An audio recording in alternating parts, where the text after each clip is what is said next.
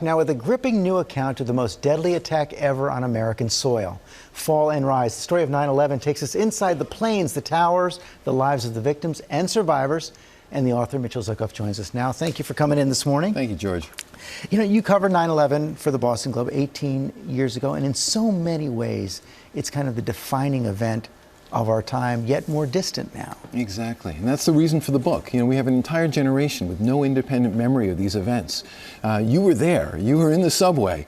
I was there at the Boston Globe writing that day. The planes took off a mile from me. But we have all these people for whom this story is falling into history.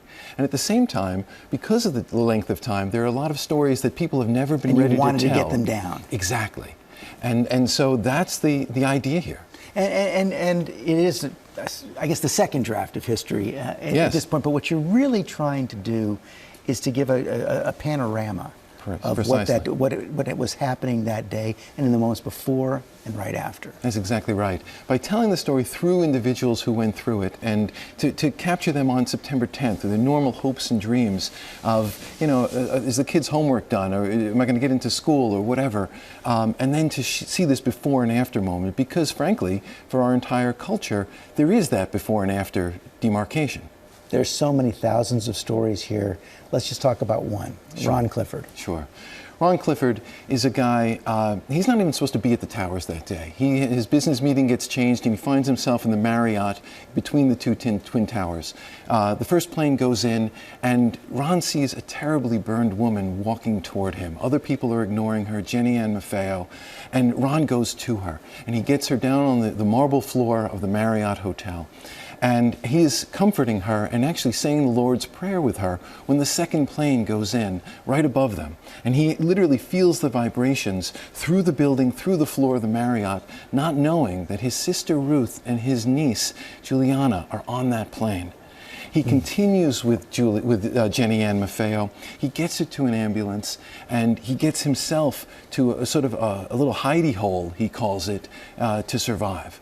Those are the kinds of stories that we have to tell, because or else the story gets lost. So many of us in those immediate days and weeks afterwards thought it's never going to be the same here.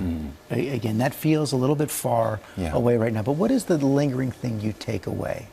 I think we're stronger than we realize. I think in many ways this is a hard story to tell, but again and again I was impressed by the strength of people. There's a reason we call it Fall and Rise. There is an after. We are stronger in the broken places. And I think as a culture and as a community, as a country, I think a lot of the lessons, as hard as they were to learn, I think we've benefited. I wish we could bring back the unity America felt in the wake of that attack. I do as well. And I think that it's not impossible, but I think when we talk about 9/11, we need to be sure to have the reverence and the respect for the individuals, the families, the survivors, and the victims.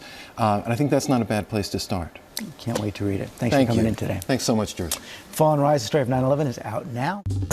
Well, hey there, GMA fans. Robin Roberts here. Thanks for checking out our YouTube channel. Lots of great stuff here. So go on, click the subscribe button right over here to get more of awesome videos and content from GMA every day, anytime. We thank you for watching, and we'll see you in the morning on GMA.